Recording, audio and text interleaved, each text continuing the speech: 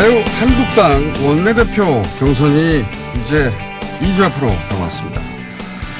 한국당 원내대표 경선 주요 후보들 앞으로 차례로 만나볼 텐데요. 첫 번째 순서로 유기준 의원 스튜디오에 모셨습니다. 안녕하십니까? 네, 안녕하십니까? 예.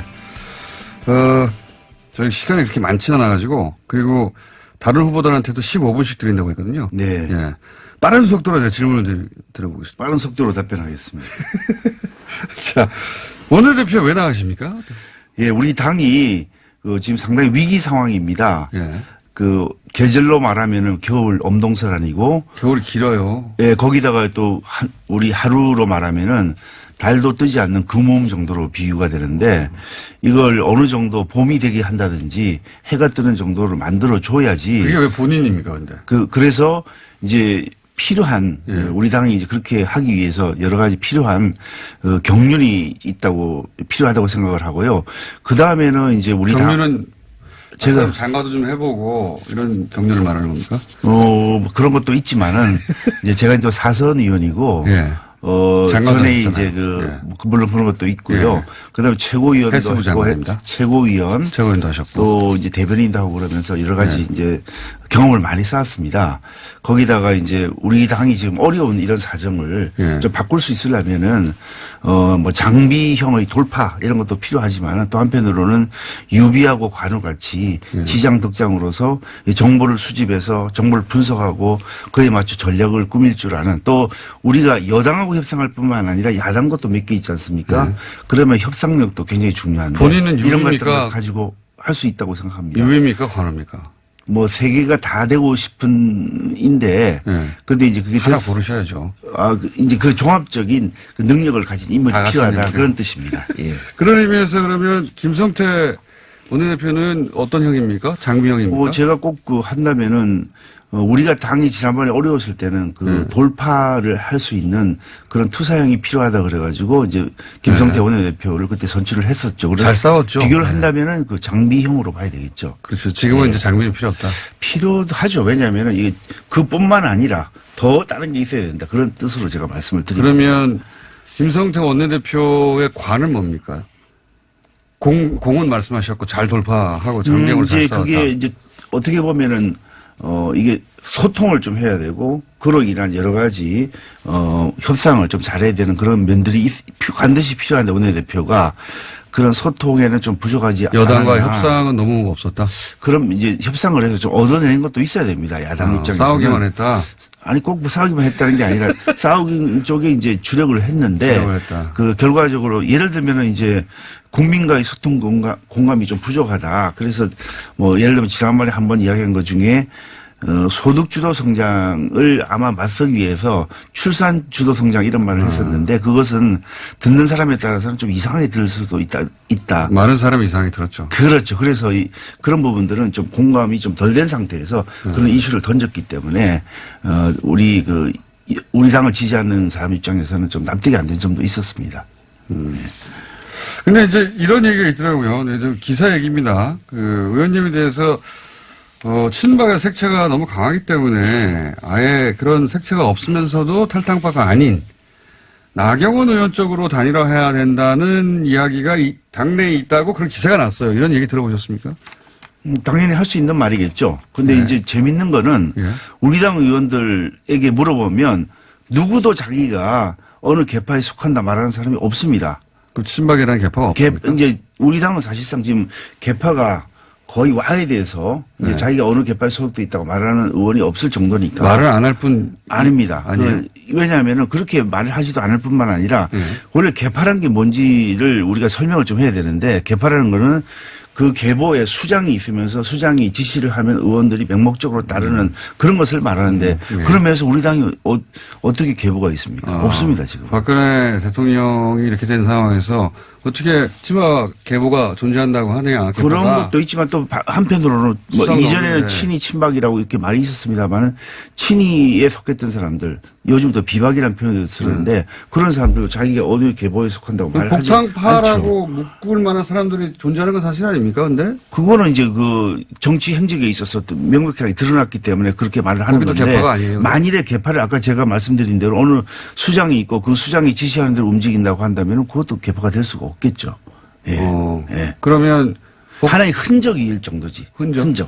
흔적이지. 지금 그 옷을 입고 실제 활동하는 건 아니죠. 그 복당파도 하나의 세력이 아니라 막 흩어져 있습니까 이제?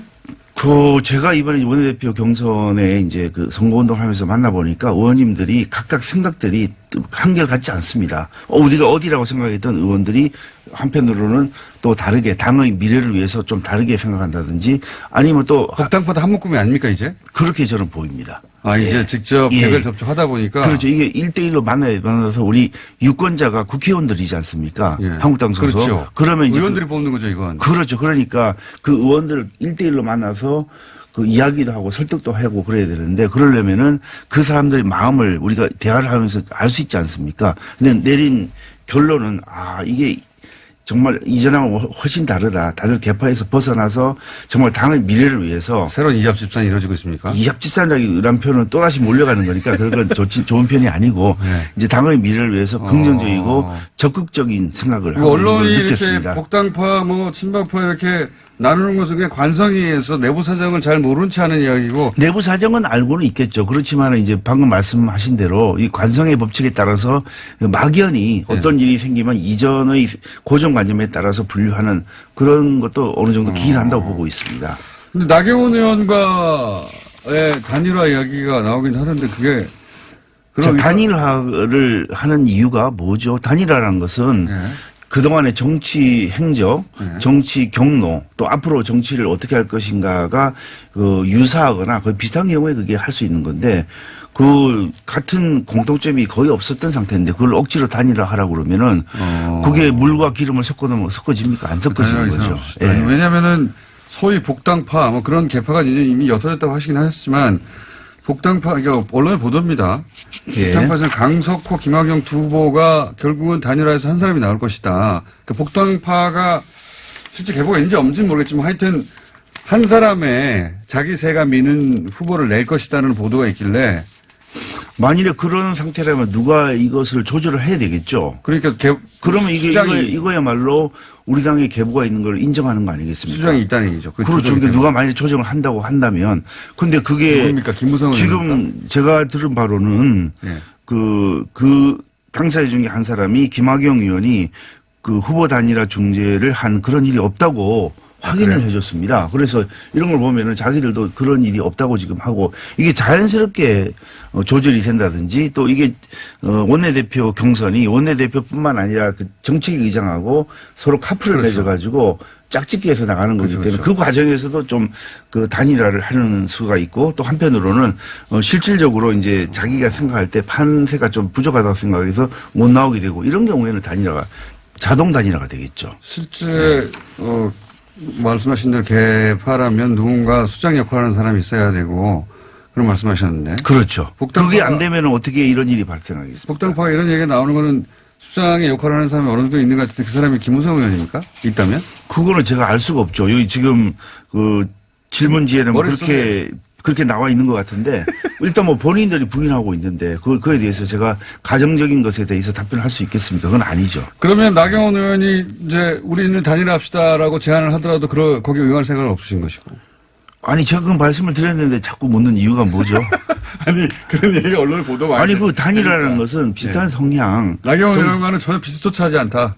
다르죠. 지금까지 이전부터 그 족보가 달랐는데. 나경원 의원 곧 나올 텐데 나경원 의원의 한번 물어보시고요. 단점은 뭡니까? 단점. 같이 대변인도 하고 그랬습니다. 단점은 뭡니까? 단점? 예, 장점은 많이 알려져 있고요. 예. 단점이 없는 게 그 단점이겠죠. 네. 너무 정치적으로 빠져나가시는 거 아니에요? 단점은 있긴 있을 거 아닙니까?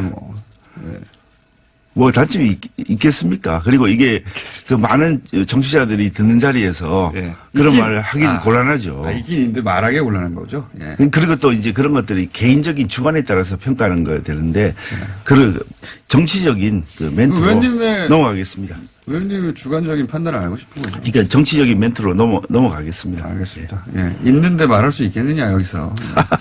이렇게 이야기. 그것도 아닙니다. 네. 그리고 없다로 그럼 공식적으로 해놓고요. 예. 황교안 전 총리하고 가까운 것도 알려졌는데 이분은 이번 전당대회에 다들 안 나오는 거로 전망하던데 안 나오시는 거 맞습니까? 저하고는 이제 같이 장관도 했었고 네. 또 국무장관을 하면서 이제 국무총리가 돼서 네. 같이 이제 호흡을 국무회의 맞춘 많이 하셨죠, 같이. 사이인데 제가 한 두어 번 만나 뵀습니다.